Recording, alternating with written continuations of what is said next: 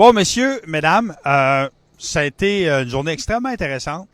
D'essai de la Toyota Mirai à hydrogène, les entrevues avec le représentant de Hydrogenics, le représentant de Arnois, M. Luc Arnois, le vice-président en fait, et puis Martin Gilbert de Toyota Canada.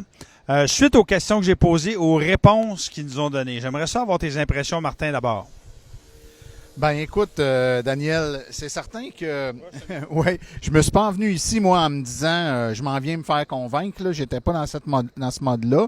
Les questions qui ont été posées, qu'on a emmenées en fait, que tu as posées sont des questions très pertinentes, deux très précises, des questions qui se répondent tu sais c'est de façon assez carrée.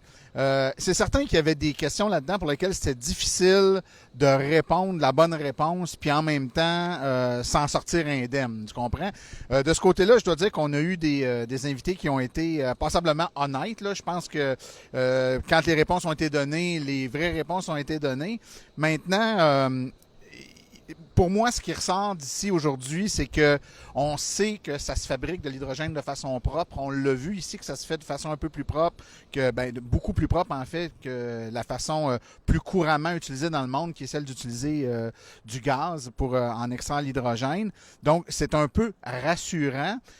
Donc, sur le côté écologique, ça reste pas très rassurant sur le côté, je dirais, économique et énergétique de la chose en termes de rentabilité énergétique. Moi, c'est ce qui...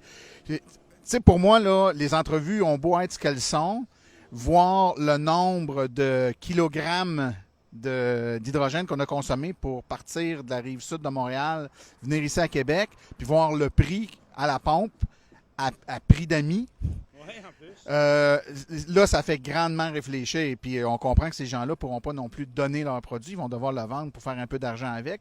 Donc, ça me laisse un peu pantois sur ces aspects-là. Okay. Toi, Pierre, tes impressions?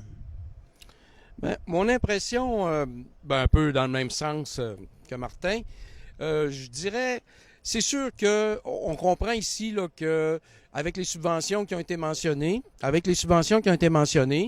seulement au Québec, on subventionne seulement l'hydrogène produit à partir d'énergie renouvelable. Donc ça, c'est sûr qu'au Québec, en tout cas, si on suit le schéma de subvention qui nous a été qui a été abordé avec les différentes personnes qui ont été interrogées, il n'y aura pas d'autre chose que de l'hydrogène fait à partir d'énergie renouvelable. Là, c'est 3 fois plus d'énergie pour faire la même chose par rapport à une voiture comme une Tesla, par exemple, avec juste une batterie, envoyer les électrons directement dans la batterie ou passer par toute la filière de l'hydrogène. C'est 3 fois plus d'électricité pour l'hydrogène. Donc, ça va prendre 3 éoliennes au lieu d'une ou whatever. T'sais. Donc là, moi, j'ai un gros problème. Et aussi, comme Martin l'a mentionné, avec le coût des infrastructures, oui, c'est sûr qu'il va diminuer, mais en partant de 5,2 millions pour une station, il ne pourra pas diminuer à 100 000 là. Alors donc, là, il y a un gros problème parce que si on veut fortement encourager cette filière-là, il y a énormément d'argent qui va être englouti dans ça et ça va être nécessairement de l'argent du public parce que Toyota ne pourra pas faire du profit s'il vend des autos puis il faut qu'il paye cette infrastructure-là. Donc, le public, c'est notre argent. Alors, investir beaucoup d'argent là-dedans, c'est nuire à l'électrification des transports parce que l'argent qu'on envoie là n'ira pas pour les bornes de recharge rapide. Pour les voitures électriques. Et je dirais, dernière chose que je mentionnerais, c'est que l'hydrogène, ça fait longtemps qu'on en parle, depuis les années 2000, au début des années 2000, et même avant, mais disons que ça a commencé à être sérieux au début des années 2000, quand il y a eu un deal avec la Californie, là, puis le gouvernement fédéral, dans un recours, une entente hors cours, là, parce que le gouvernement fédéral disait, oui, mais c'est pas de votre affaire, la Californie, de réellement vous occuper de la consommation d'énergie, du CO2, blabla, c'est fédéral. Donc, pour éviter d'aller en cours, ils ont conclu une entente, puis les compagnies d'automobiles ont dit, on va faire mieux que les voitures électriques, on va faire des voitures à hydrogène qui vont se recharger en 5 minutes, et puis qui vont faire 500 km. Mais le problème qui est arrivé, c'est que là, pendant ce temps-là, ils ont traîné la patte pas mal. Et là, il y a un Tesla qui est arrivé dans le décor que personne n'avait vu venir. Et les batteries ont évolué à une vitesse grand V, autant au niveau du prix qui a diminué, le prix des batteries, que des performances des batteries, que des performances des voitures. Une simple Model 3 électrique de Tesla fait plus de kilométrage qu'une Mirai, ou l'équivalent, disons. Donc, alors, puis on peut se recharger maintenant avec des bornes de 250 kW qui s'en viennent. Les versions 3, on va pouvoir remettre 200 quelques kilomètres en 20 minutes. Là. Alors, tout ça fait dire que, technologiquement parlant, la voiture, c'est une prouesse. On ne peut pas nier ça. Mais pour l'approvisionnement en hydrogène et la distribution de l'hydrogène, je dirais, on faut appeler un chat, ça n'est pas du développement durable, parce que le développement durable, c'est synonyme d'efficacité énergétique. Et quand tu prends 3 fois plus d'énergie pour faire la même chose, c'est pas de l'efficacité énergétique, donc c'est pas du développement durable. Et j'en viens là parce que ça fait longtemps qu'on le sait. Dans mon premier livre, Rouler sans pétrole en 2008, je l'ai écrit, mais un chapitre complet, 35 pages sur l'hydrogène. Et déjà, à ce moment-là, je n'étais pas le seul à le dire. Là. Comme aujourd'hui, je ne suis pas le seul à le dire non plus. Il y a énormément de gros laboratoires américains qui ont fait des tests sur le cycle de vie de l'hydrogène dans les voitures versus l'essence, versus les autos électriques. Et leur conclusion, c'est que si tu fabriques ça avec du gaz naturel, l'hydrogène, comme on le fait pour 95% de l'hydrogène sur la planète, ben à ce moment-là, tu émets autant de gaz à effet de serre qu'avec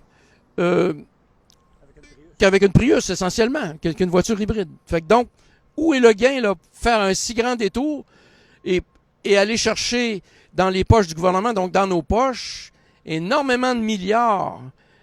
J'ose même pas imaginer le prix d'une infrastructure à la grandeur du Québec en hydrogène. Et ça n'a pas de bon sens. Moi, il y a 2-3 choses que je veux dire là-dessus. Bon, d'abord, on va parler de la voiture elle-même. La voiture, moi, je trouve qu'elle se roule à peu près comme une Toyota Camry. C'est une voiture qui est très confortable, très silencieuse. Je veux dire, rien à redire sur la voiture comme telle, hormis le fait que le coffre est extrêmement petit, comme les premières Camry hybrides il y a 10 ans. C'est-à-dire que le réservoir prend beaucoup de place, ce qui fait qu'il n'y a pas beaucoup d'espace cargo si tu veux mettre des bagages.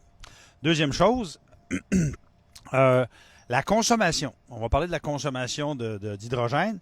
Ici, c'est pas en kilowattheure par 100 km ou en litres par 100 km, c'est en kilos par 100 km. Et on a pris à peu près 2 kilos. 2 kilos, on l'a eu à 11,5 du kilo, 11,5 du kilo, qui est un prix d'amis. Donc, ça veut dire que ça nous a coûté 23 pour faire 200 km. 23 pour faire 200 km, écoutez, moi je calcule par rapport à une voiture électrique, ça m'aurait coûté à peu près, comme j'aurais fait le plein à la maison, 3 Fait que le rapport qualité-prix, pour ce qui est de la question du carburant, je veux dire, écoutez, ça n'a aucune commune mesure, là. C'est 3 versus 23, c'est quasiment 8 fois plus cher pour une voiture à hydrogène. La question de l'approvisionnement, je pense, est extrêmement importante parce que une des choses, à mon avis, qui dérange beaucoup d'entreprises, c'est que à partir du moment où moi, je fais 80, voire 90% de mes pleins à la maison, ça veut dire que je n'ai plus besoin d'aller dans une station-service. Or, les stations de ravitaillement à hydrogène vont être principalement localisées là où il y a des stations-service, que ce soit ici ou ailleurs ou en Californie. Bien, c'est sûr que pour les détaillants de carburant, eux préfèrent évidemment, autant que faire se peut, qu'on continue à s'approvisionner chez eux. Parce que on installe les bornes de recharge là où il y a des stations-service. Mais on s'entend que ça va être de rares cas. On n'ira pas souvent à la borne de recharge rapide à la station-service parce que notre station-service, c'est chez nous. Fait que c'est sûr qu'il y a un enjeu. Il y a une question de modèle d'affaires, il y a une question de business pour les pétrolières et pour les stations-service liées à l'hydrogène versus l'électricité. Pour ce qui est des subventions, écoute, ce que tu disais, c'est totalement pertinent.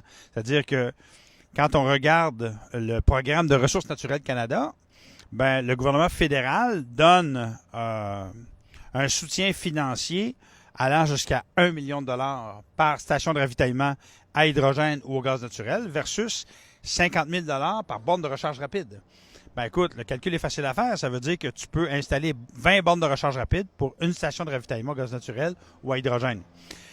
Fait que toutes ces questions-là comment dirais-je, éclaircies, ajoutez au fait que lorsque j'ai posé la question aux représentants de Toyota, à savoir, est-ce que vous avez fait une analyse de cycle de vie de la voiture électrique versus la voiture à hydrogène versus la voiture à essence?